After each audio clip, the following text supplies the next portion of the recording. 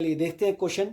इस टाइप का question RRB में और एसएससी में और आईएएस में बहुत पूछा गया है। एक समकोण त्रिभुज में ज्यामितीय आधार से लंब 4 सेंटीमीटर बड़ा है और कर्ण उससे 4 सेंटीमीटर बड़ा है। कर्ण की लंबाई बताइए। मैं आपको इसको इंग्लिश में ट्रांसलेट करके बताता हूँ कि एक जो ट्रिग्नोमेट्री जो हम ज्योमेट्री में देखते हैं तो परपेंडिकुलर और बेस में 4 सेंटीमीटर का डिफरेंस है और जो उसका हाइपोटेनस है उससे 4 सेंटीमीटर ज़्यादा है।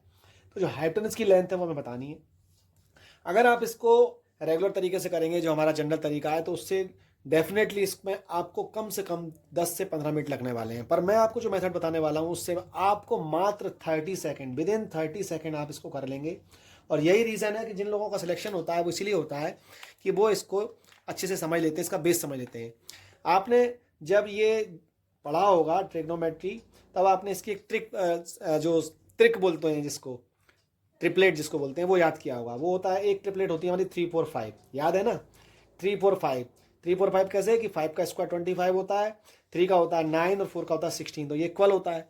तो ये हम करेंगे इसको इसी तरीके से। अब आप देखें इसमें 1 1 का डिफरेंस है, 3 से 4, 4 से 5, 1 का डिफरेंस है और यहाँ पर कितना है आपका डिफरेंस 4 का है।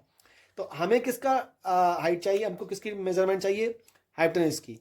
तो हाइपोटेनस यहाँ पर कितना कितना डिफरेंस चल रहा है 4 का, तो हमको सिर्फ इसका 4 का मल्टीप्लाई करेंगे तो आपका आंसर आ जाएगा 20 सेंटीमीटर।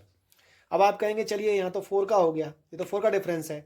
अगर इनमें 5 5 का डिफरेंस होता तो हमारा जो ट्रिपलेट है उसमें हम 5 का मल्टीप्लाई कर देते। और ज़रूरी नहीं है, अगर हमें हाइपोटेनस निकालनी है तो इसमें करना है, और अगर हमको मालूम करना होता इसका बेस या परपेंडिकुलर यानी कि आधार या लंब तो उसमें मल्टीप्लाई करते। अच्छा, अगर इसमें डिफरेंस ज़्यादा का होता तो डिफरेंस ज़्यादा का होगा तो हम उसी का मल्टीप्लाई करेंगे। इस एक और चीज़ है, ये सिर्फ एक ही ट्रिपलेट नहीं है, एक और ट्रिपलेट होती है 5 7 12, 5 12 13, वो भी आपको याद करनी है। ऐसे आप 8 10 ट्रिपलेट याद कर लेंगे तो आपको बहुत ईजी हो जाएगा।